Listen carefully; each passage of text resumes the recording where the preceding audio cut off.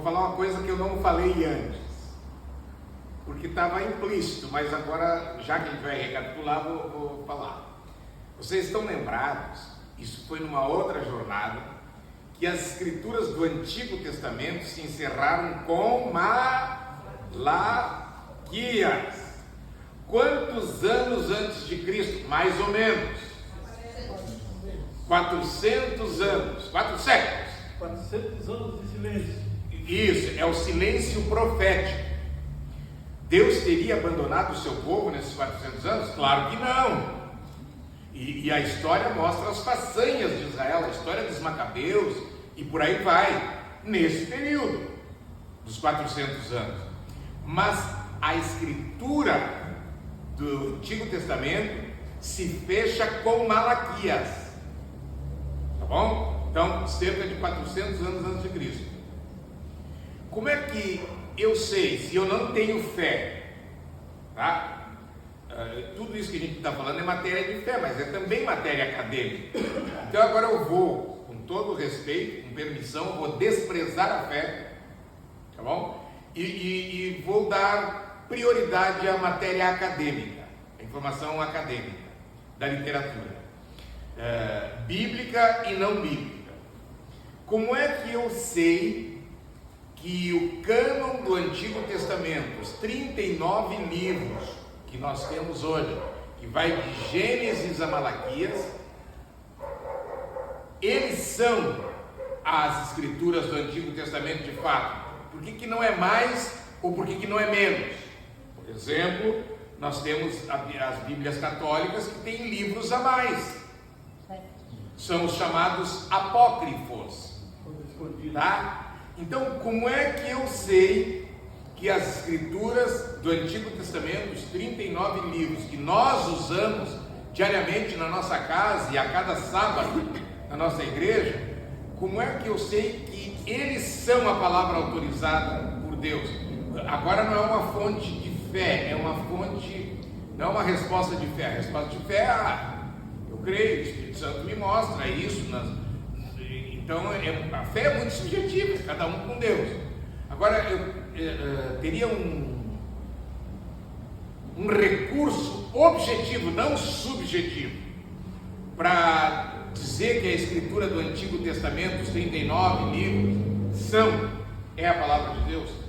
O primeiro recurso que eu encontraria: Jesus usou as escrituras do Antigo Testamento. E os livros do Antigo Testamento são citados por Jesus e pelos apóstolos. Inclusive o livro de Jó. O Rabino foi longe agora, porque o livro de Jó é questionado por alguns. Então, já que o Rabino trouxe esse adendo, eu vou fazer uma observação. Vocês, de cada 10 manuais de teologia que vocês abrirem, de teologia sistemática, de cada 10, 11 vai dizer, eu estou exagerando, né? Porque de cada 10, 11 vai dizer: os apócrifos não fazem parte das escrituras do Antigo Testamento, porque nem Jesus nem os apóstolos citaram nenhum apócrifo. Isso é meia verdade. Isso é meia verdade. Por quê? Porque tem pelo menos um apócrifo citado.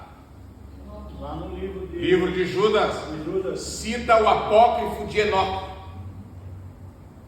Tá? Então esse argumento não se sustenta. Bom, feito essa. Só para consertar, eu nunca disse que Jó é apócrifo, tá? Não, mas ninguém falou de ti.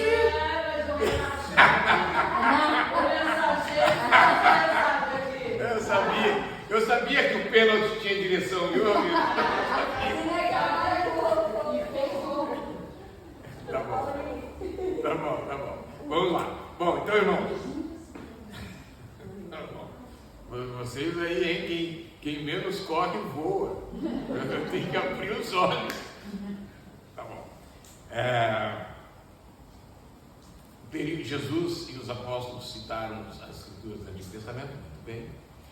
E aí eu fiz a seguinte pergunta, e agora vamos tentar fazer uma progressão até chegar no ano 100. A igreja cristã é, a rigor, a mesma igreja de Israel da Velha Aliança? Não.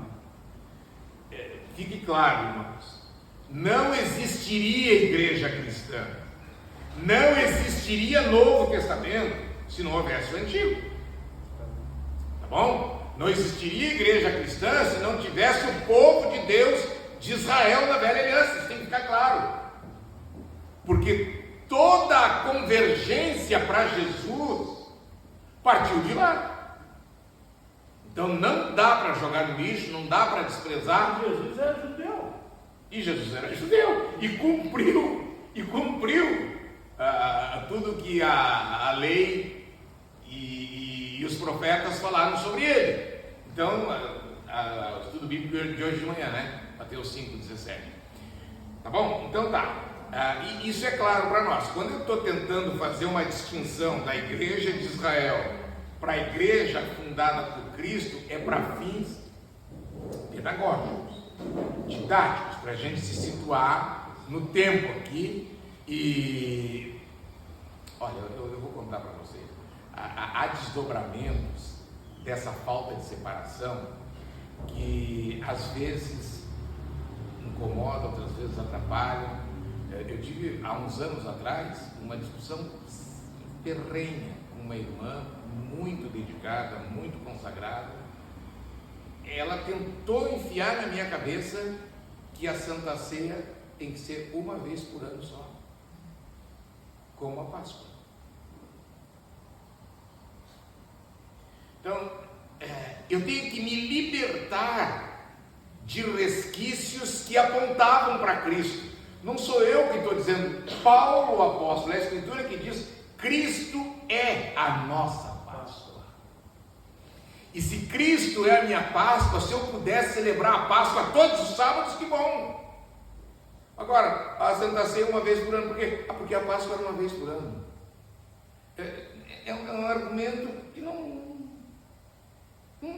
tem a força necessária para ser uma imposição. Sabe qual é a minha posição? Aliás, já escrevi sobre isso.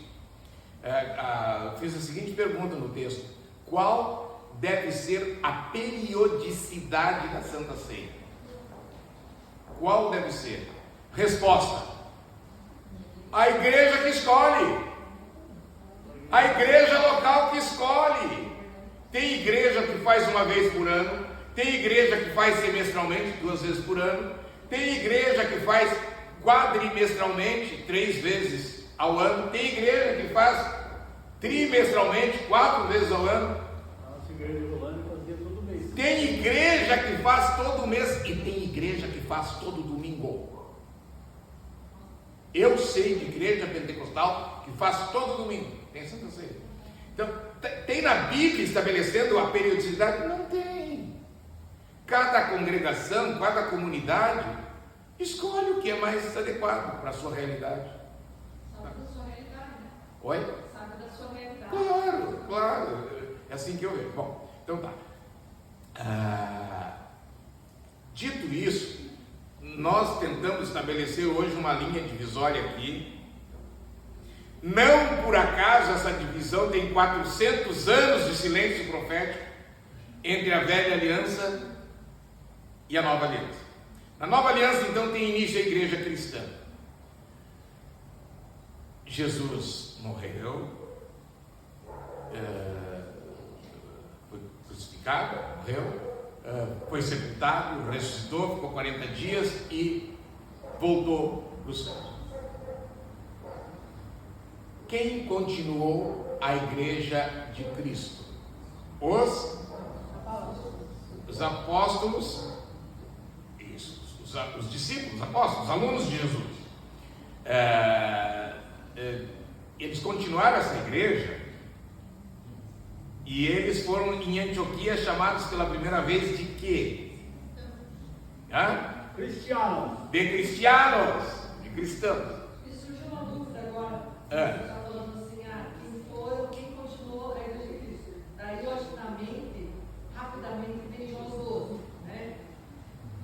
Veio o quê? Quando você pergunta quem deu continuidade, eu acho que na nossa mente, rapidamente, vem os 12. Ah, os 12, entendi. Só que Jesus tinha mais discípulos. Tinha. Então, inclusive, tem uma missão para 70 lá. Tinha os 70, tinha os 120, por aí vai. E daí, os 120 vai aparecer no Atos dos Apóstolos, no cenário contando mulheres também, né? Então, talvez a gente tivesse que pensar que talvez os responsáveis mais oficialmente seriam os 12, mas eles não estavam só os 12, tinha mais. Isso, é isso mesmo.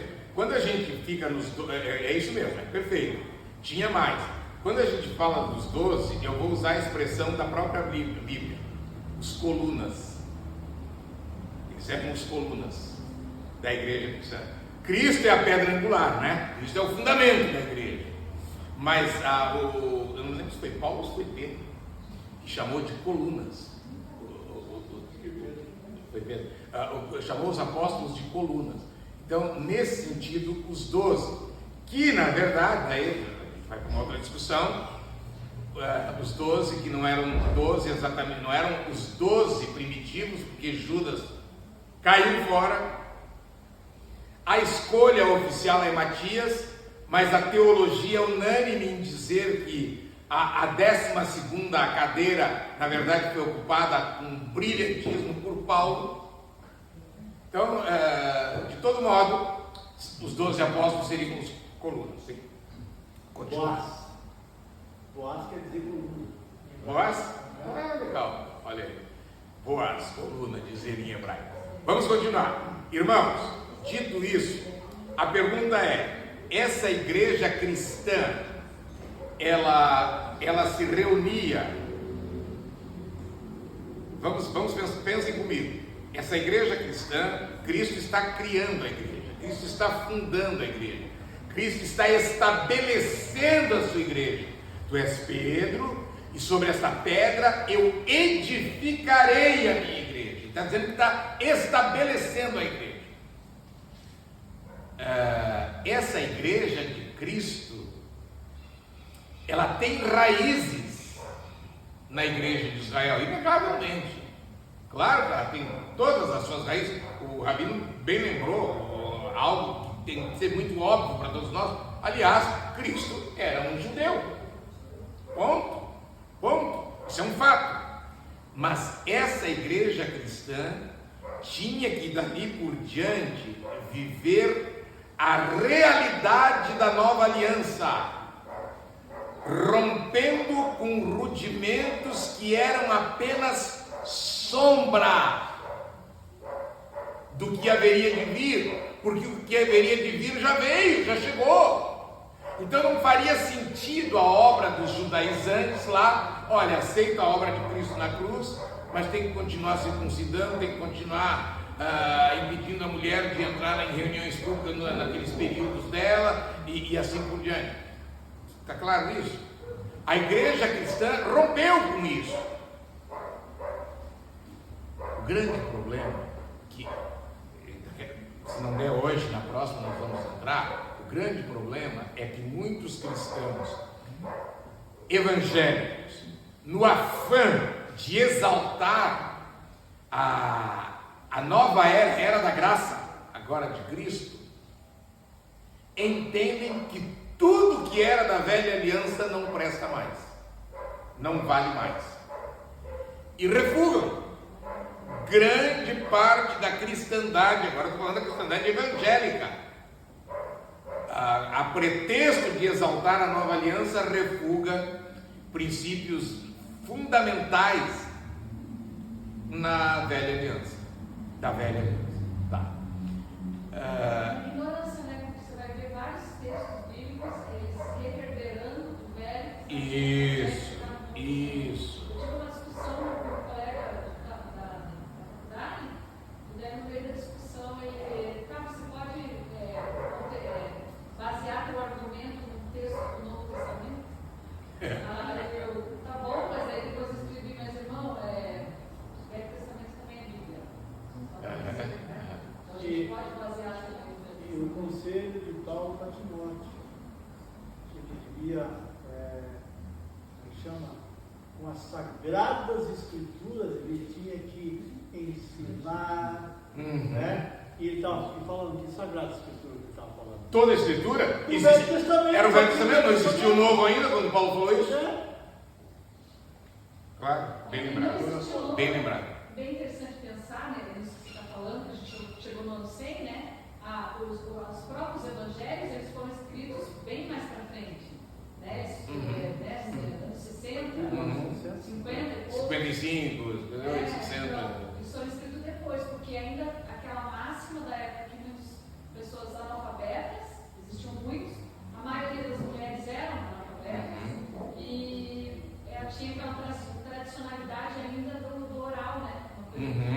A tradição oral. Estava lá em Moisés, mas ainda veio era oral o negócio, né? Os papéis não eram como esses que a gente conhece. Os papiros, eles se despedaçavam e até escrever de novo. Por isso que a gente perdeu tantos documentos até hoje. Não tem os originais. Quando se deixou de usar o papiro para usar couro, pele de ovelha, novelino e pergaminho, era muito caro, muito caro.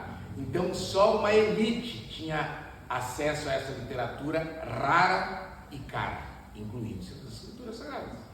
E por isso que daí você pensa, eu fui criado aos pés de Gamaliel, porque era o jeito de ensinar, sentado e oralidade. É isso aí. Muito bem, então vamos lá. Bom, Novo Testamento, nós passamos por Atos 2, veio o Pentecostes. Aliás, antes de Atos 2, a igreja se organizou. Por minha conta, eu vou chamar de institucional, porque é o que eu extraio daquela administração deles ali. Olha, vai ter gente para cuidar disso, gente para cuidar daquilo, gente para cuidar daquilo. Quer dizer, no mínimo, uma reunião organizacional da igreja cristã. No mínimo isso. Então tá, Atos 1, daí 2 o Pentecostes. Eu falei que em Atos 8 foi a conversão de Saulo, 7 o apedrejamento de Estevão, foi um marco também. Atos 8 a conversão de Saulo, Atos 10 Pedro lá com Cornélio, e Atos 15, agora eu vou situar no tempo. Atos 15 nós estamos no ano 49. Difícil decorar o ano 49? É fácil, 50. É o ano 50, um ano antes dos 50 da nossa era. Houve a primeira reunião para a igreja cristã discutir o seu credo. Irmãos, eu não sei se algum batista do sétimo dia, ao ser batizado, foi lhe perguntado sobre o seu credo. Sinceramente, eu já batizei bastante, nunca perguntei. Eu estou tentando lhes dizer que os alunos dos apóstolos, os que continuaram a dirigir a igreja cristã depois da morte do último apóstolo, que foi João, no ano 100, eles criaram o credo apostólico. E no credo apostólico, eu sabia de qual, eu não sei mais, mas eu sei o início. Creio em Deus Padre Todo-Poderoso, Criador do céu e da terra, no seu Filho Jesus Cristo, nascido sob a Virgem Maria, morto sob Pôncio Pilatos, ressuscitado ao terceiro dia, e vai. E aí, num desses creio na Santa Igreja Católica. Dizia para os irmãos, eu estou repetindo isso para que não pairem. Eu dizia para os irmãos que os crentes que nunca foram católicos têm preconceito com essa expressão do credo, achando que a expressão estaria errada. E eu estou tentando lhes dizer que a expressão está corretíssima. Porque quando os pais da igreja fizeram o credo apostólico, não existia a Igreja Católica Apostólica Romana. Quando os pais da igreja falam da Santa Igreja Católica, eles estão falando da Santa Igreja Cristã. Católico quer dizer universal, a Santa Igreja Cristã, que é universal, que é o corpo de Cristo no mundo inteiro. Então, se pudesse, de tudo que se falou, sublinhar uma frase, a frase seria essa: Santa Igreja Católica não é sinônimo de Santa Igreja Católica Apostólica Romana. E o credo apostólico não fala na Igreja Católica Apostólica Romana, fala na Santa Igreja Católica. Então, eu não tenho nada para tirar nem acrescentar do credo apostólico. Nós faríamos bem em ler o credo apostólico e meditar naquela declaração de fé que os pais da igreja passaram a exigir dos crentes depois que morreu o último dos apóstolos. E quando eu falo de pais da igreja, estou falando de América com um livro ali, do Inácio de Antioquia. Eu estou falando de Tertuliano, de São Clemente, tem o São Clemente, tem o Clemente de Roma e tem o Clemente de onde? Tem um outro Clemente. Tem um Clemente, tem dois Clementes, um é de Roma e o outro não lembro se é de Cartago, se é do norte da África lá. E aí os famosos pais da igreja, os vários pais da igreja, São Jerônimo. Só para lembrar, Jerônimo foi quem pegou a escritura. Ele era exímio em hebraico e em grego. E Jerônimo fez a escritura direto do hebraico para o latim. É a famosa, eu tenho em casa, Vulgata Latina. É a Vulgata Latina. Vulgo é povo. É o latim do povo, a Vulgata Latina. É uma obra riquíssima, preciosíssima. É a Bíblia, traduzida direto do hebraico e do grego para o latim. A Septuaginta foi um pouco antes, né? Os 72 eruditos lá levados para Alexandria para traduzir as escrituras do Antigo Testamento para o grego. Tá bom, tenho também. Então vamos lá, vamos voltar. Qual era a preocupação dos pais da igreja? Aqui que eu quero entrar com os irmãos. Irmãos, a preocupação dos apóstolos, se a gente abre o Novo Testamento, depois do livro de... Dá para incluir o Evangelho de João, mas eu vou pegar do Atos dos Apóstolos em diante. O Atos dos Apóstolos é mais narrativa do desenvolvimento da igreja cristã e dos feitos dos apóstolos. Daí vem as epístolas. Elas são verdadeiros manuais de procedimento cristão, de vida cristã, de como deve viver quem é novo nascido, quem aceitou a obra, a salvação pela graça e tal. E essa era a preocupação dos apóstolos. No período dos apóstolos, surgiram discussões sobre a natureza da pessoa de Cristo. E houve alguns movimentos, mas um dos movimentos mais fortes é chamado gnosticismo. Gnose é conhecimento, né? Palavra grega para conhecimento. Então, o ensino do gnosticismo era de que só tem acesso a um plano mais elevado no relacionamento com Deus os crânios, os que são cabeças, os que são cucas, que têm cérebro muito bom para pegar as coisas, para abstrair, para desenvolver coisas abstratas. Esse era o ensino. Então, era a salvação dos iluminados. Não é por acaso que ainda tem por aí hoje Illuminatis. E tem gente divulgando o trabalho dessa gente. Para mim é uma das maiores picaretagens dos tempos atuais, é o que se chama de Illuminatis. Mas está aí. Está por aí. Então vamos lá. No período dos apóstolos, olha como o diabo é sujo. Qual é a formação de Paulo, o apóstolo Paulo? Bom, a gente sabe que Pedro era um pescador, e a Bíblia não diz mais muita coisa sobre Pedro, sabe-se que é um pescador. Agora, qual era a formação de Paulo?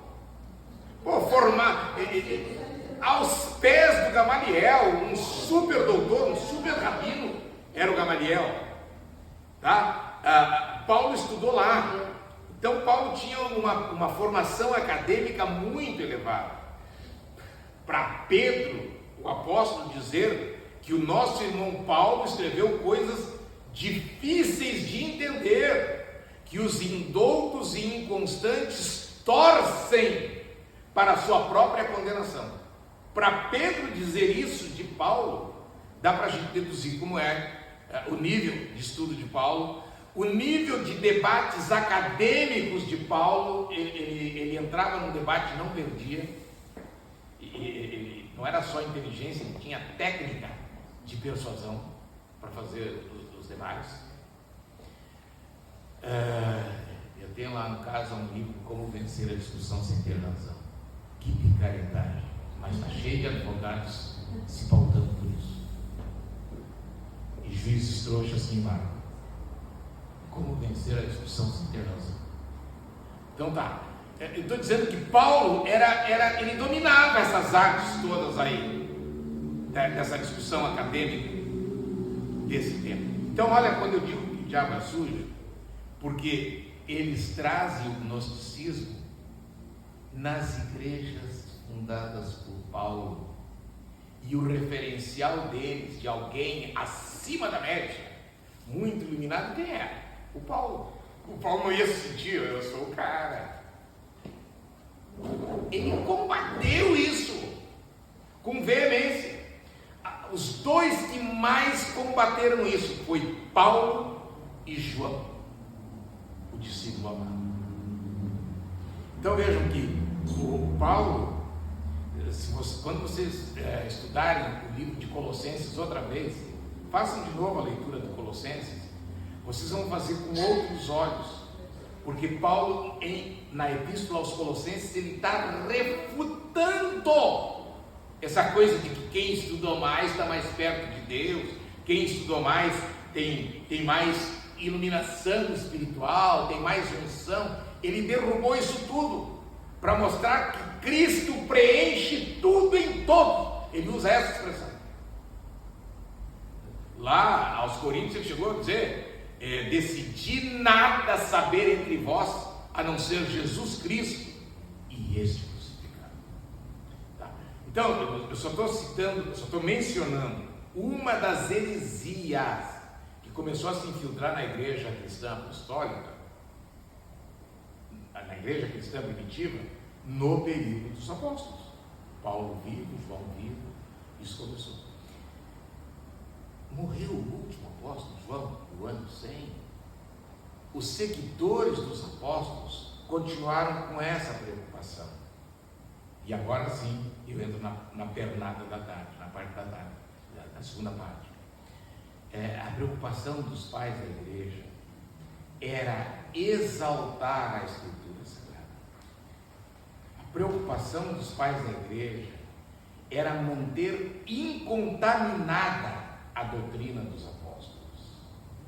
Então, as grandes discussões nos primeiros pais da igreja, estou falando do ano 100 até o ano 325, mas foi um pouco além, até o ano 451, 325 é o concílio de Niceia, 451 é o concílio de Calcedônia, pelo menos até o concílio de Calcedônia, 451, do ano 100 até lá.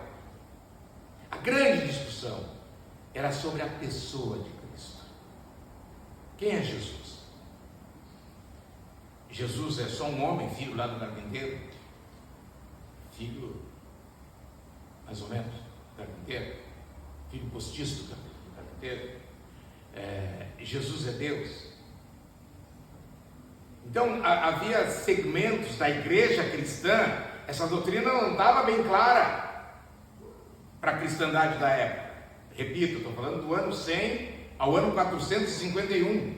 Não era muito clara. E as discussões fervilhavam nesse sentido. Jesus era Deus? Se ele era Deus, Deus pode morrer. Ele morreu na cruz. A pregação apostólica é que ele morreu e ressuscitou ao terceiro dia. Mas se ele morreu, ele não era Deus. Ou, se ele era Deus, então ele não morreu. Ele simulou a morte. E a doutrina da cruz vai água abaixo, né? Da morte expiatória de Cristo. Vocês percebem como essas heresias, elas não são tão simples como elas chegam para nós de forma simples. A discussão era se ele era Deus, se ele não era Deus. Se ele era Deus, ele não morre. Não, elas têm desdobramentos, elas têm implicações que arrebentam com a doutrina da salvação. doutrina da graça e da salvação. Essa era a ocupação e a preocupação dos pais da igreja. Com todo respeito, os pais da igreja não tinham preocupação se houve mudança ou não no dia do descanso, do sábado e do domingo. Esse assunto não estava em discussão. Os pais da igreja não tinham preocupação se Maria, a bendita Virgem Maria, se ela deve ser adorada ou não. Isso não estava em discussão. Eles não tinham preocupação se ela é a medianeira, Nossa Senhora medianeira. Ela é mãe de Jesus. E a Mauri e eu conversávamos sobre isso ali no café, e ele me contou algo, e eu contei que eu tive um chefe que já faleceu, que me falou a mesma coisa que falaram para ele. Olha, é assim, ó. Por que eu vou pedir para a Virgem Maria? Porque se eu peço para ela, ela pede por mim para Jesus. O filho não vai negar para a mãe o pedido. Então, esse é um raciocínio puro, é um raciocínio sincero, é um raciocínio verdadeiro. Eu queria que os irmãos parassem para pensar, se põe no lugar em quem crê assim. É com sinceridade isso. Só que não tem respaldo no conjunto das Escrituras. Porque na Bíblia está escrito: porque nenhum outro nome é dado entre os homens pelo qual importa que sejamos salvos. É só o nome de Jesus. É a Bíblia que diz isso. Mas as pessoas que creem da forma como o teu parente falou, Mauri, como o meu falecido chefe falou, crê sinceramente e não leem as Escrituras como nós lemos as Escrituras. E se lê, talvez não parou para pensar: peraí, deixa eu confrontar esse texto de Atos 4:11, porque nenhum outro nome é dado, confrontar com a ideia da Nossa Senhora Medianeira, por exemplo. Porque ao confrontar, vai ver que a ideia de Nossa Senhora Medianeira não tem respaldo bíblico. E nós somos o povo da Bíblia. Para nós, é só a Bíblia que é a palavra de Deus. Não é a revelação de um pastor super iluminado, não é a revelação de o menino lá enganando trouxa em São Paulo, lá, 14 anos, está cheio de gente defendendo. E o menino rico, com moto importada, com... A justiça teve que entrar, o Ministério Público entrou rachando, ele está proibido de pregar. Sabe o que os crentes mal informados falam? Está vendo? A perseguição já começou, ó. Já começaram a proibir de pregar. É mentira! Os pais desse menino estão sendo picaretas, estão enriquecendo nas costas do menino com falsas profecias. E o menino está deixando de viver a adolescência com o menino. Desculpa. É quase vizinho meu. Eu moro em São Paulo e não é Barueri, perto de Barueri, como é o nome, meu Deus? A gente brinca, assim, direito internacional. Eu já vou chamar o nome. A gente brinca direito, quando a gente faz direito internacional público lá em São Paulo, os acordos famosos que existem o Pacto de Nova York, o Pacto de San José de Costa Rica, o Acordo de Paris, o Pacto de Roma. Meu professor de Direito Internacional, vocês já viram falar do Pacto de Carapicuíba? É o menino de Carapicuíba. Está acontecendo essa barbaridade, ali na região metropolitana de São Paulo. Então tá, vamos voltar.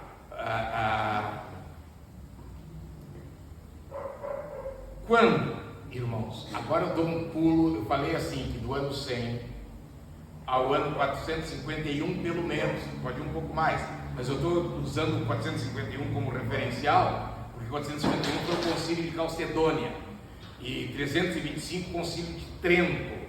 Eu esqueci de falar uma coisa, você sabe quanto tempo durou o concílio de Trento? 18 anos. Foi de 300, eu acho que eu tenho anotado aqui,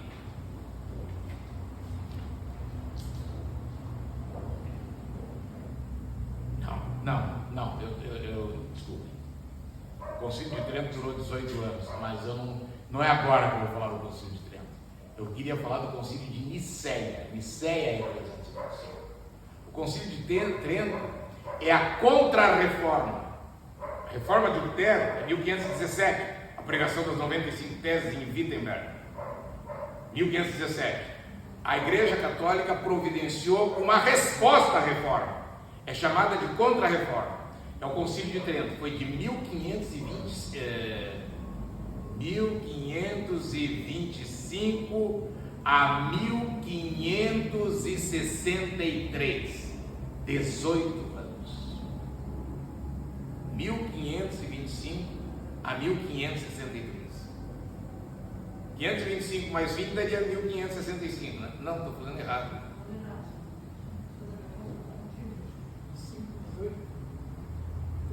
Não, apaga. 35 com 8 dá 43. Não, está errado.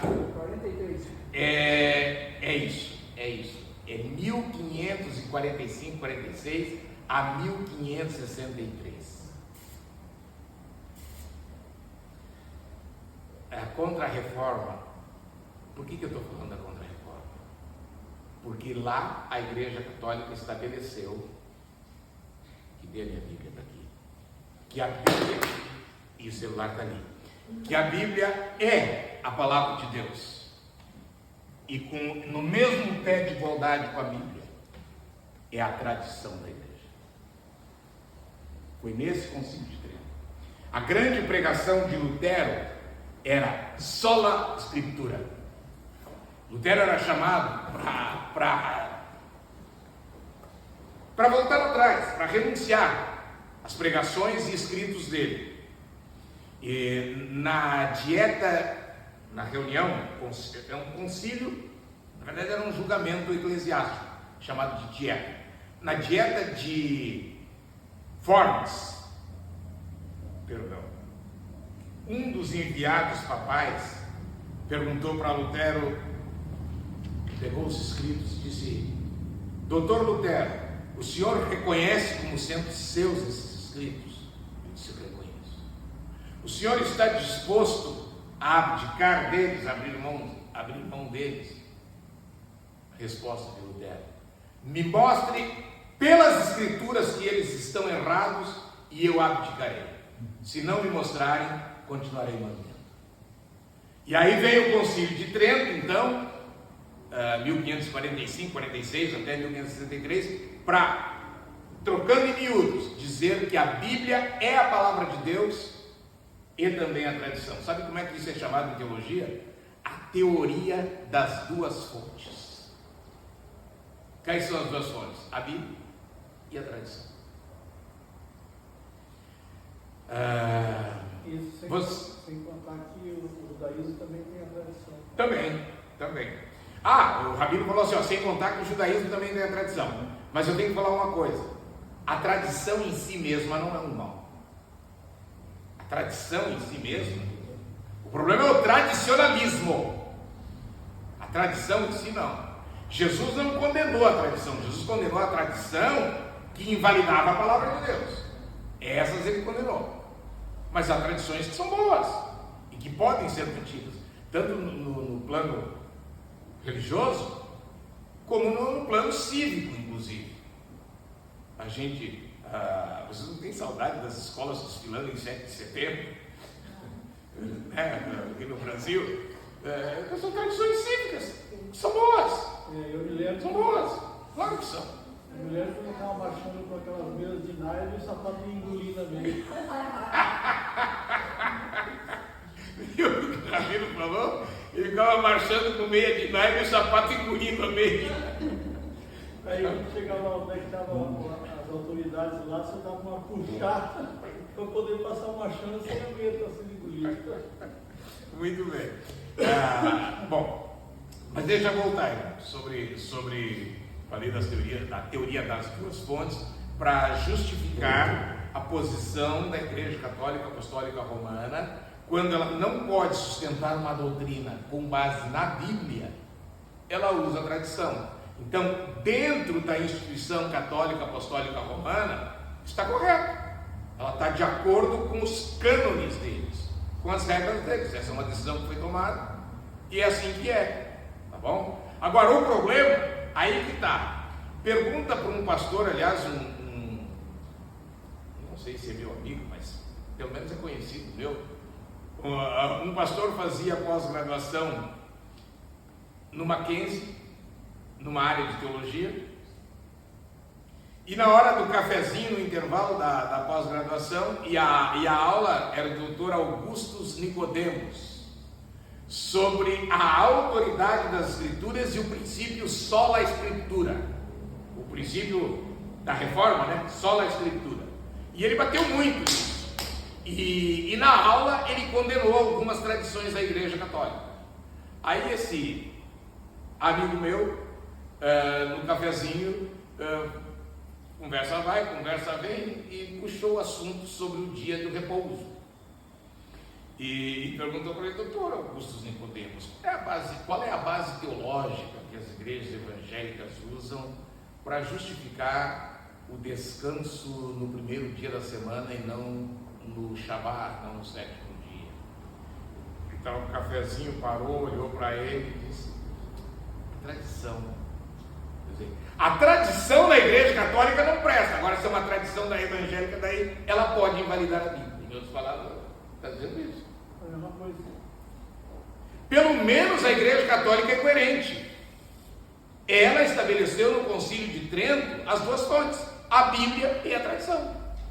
O que não dá é eu ser um evangélico, criticar a tradição, mas quando ela me convém, aí eu fundamento a minha crença na tradição, invalidando a Bíblia. Eu fui claro nisso? Não. Então os adventistas também estão certos, porque daí eles usam a Bíblia e vai. Não, eles não estão, porque eles dizem que a Bíblia é a única palavra de Deus. E na prática, eles têm as duas fontes, a Bíblia e Ellen White. Os católicos são honestos, os adventistas não são. Não é que eles estão certos, quer dizer que eles seriam coerentes, mas não são porque não é o Não, porque eles dizem que é só a Bíblia. Entendi. Não sei se eu acho que o problema dos pais da igreja ali é que eles trazem algumas tradições que as igrejas abraçaram de um jeito. Por exemplo, uma das que eu tenho questionado bastante, me incomodado, porque ela foi se tornando igreja apostólica romana, porque eles foram colocando algumas coisas, por exemplo, a questão dos bispos, da autoridade, da hierarquia em relação à igreja. E hoje a gente vê as igrejas, elas podem questionar, achar ruim, mas elas também seguem essa questão de hierarquia, do bispo, do pastor, do fulano, como se fosse algo, como uma hierarquia mesmo. E aí a gente tem Jesus dizendo para Pedro que as portas do inferno não prevaleceriam contra a igreja, mas você vê um jeito de Jesus lidar com a igreja, falando para os discípulos: aquele que quiser ser o líder, que quiser ser proeminente, que seja o servo. E aí você não vê na história da igreja isso acontecendo, você vê pelo contrário, uma hierarquia. Não, você tem que ouvir o bispo, você tem que seguir o bispo, é ele que dá a palavra final. Ótimo. E segue até hoje. Ótimo, Meri, tu me deu margem. Eu olhei agora o relógio, porque a gente já vai ter que caminhar para o final. Para o final não, para finalizar. E a gente vai ter que continuar na próxima. Mas me deu margem para entrar num ponto que eu acho que viram que eu dei um pulo para 1546, para contra-reforma, para o Concílio de Trento. E não era esse o objetivo, infelizmente. Então deixa eu voltar aqui uma coisa. Quando eu falei a primeira vez no Concílio de Trento, em Calcedônia, eu quis dizer Concílio de Nicéia e Calcedônia. Nicéia 325 e Calcedônia 451. Para dizer o seguinte: nesse período